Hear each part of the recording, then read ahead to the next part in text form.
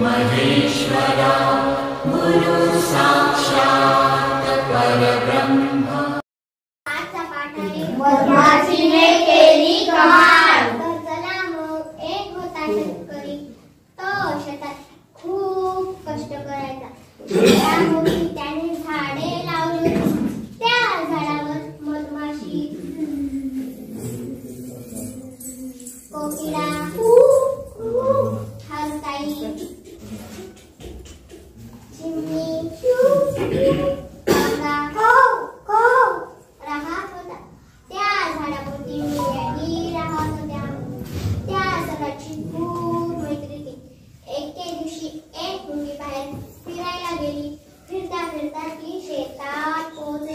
शेतातून ती सूर्यफूल पिवळी धम्मक दबोरी आणि टवटवीत मुलीला फुली तू ती शेतकऱ्याकडे शेतकऱ्याला म्हणाली, शेतकरी दादा काम करता सदा करणार त्यांना फुलांचा धंदा. ओ ग बाई करतो ना धंदा, फुले तोडतो बिया वाढवतो, तेलासाठी बिया पेरतो, सर्वांसाठी कष्ट करतो. शेतकऱ्याचे बोलणे ऐकून मुलीच्या मनात एक विचार आला, शेतकरी दादा मग मला एखादं फुल देता का?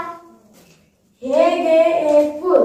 बाई मी घरी जाते, फुलातल्या बिया काढते, काही बिया फुकलेल्या दे. हो दे ग बाई.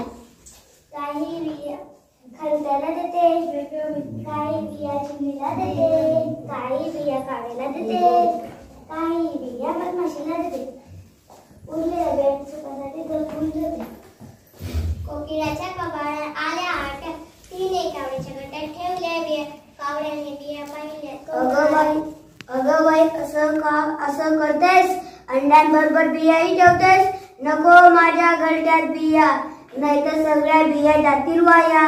कावड्याने बिया उचलल्या आणि टाकून दिल्या. चिमणीने पाहिल्या बिया. मी आता बिया सोलते, सोलायचा कंटाळा येतो बाई, काय राहतात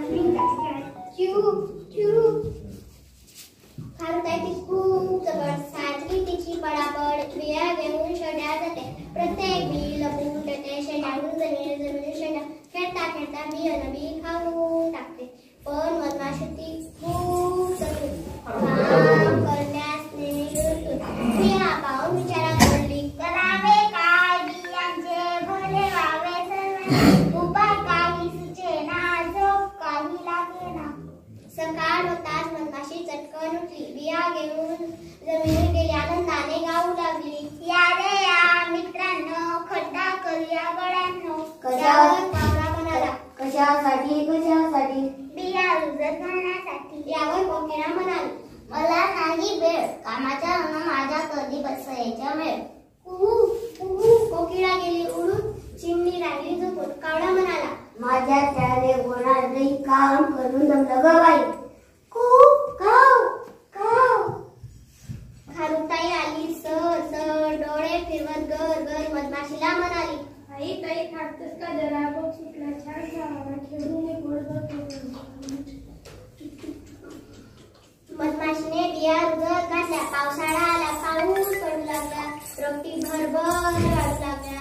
त्याला पिवळी फुले आली, फुले वाऱ्याने डोलू लागली, फुले पाहून आनंदाने गाऊ लागली.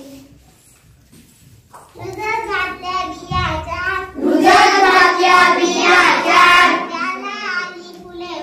त्याला आली फुले फार,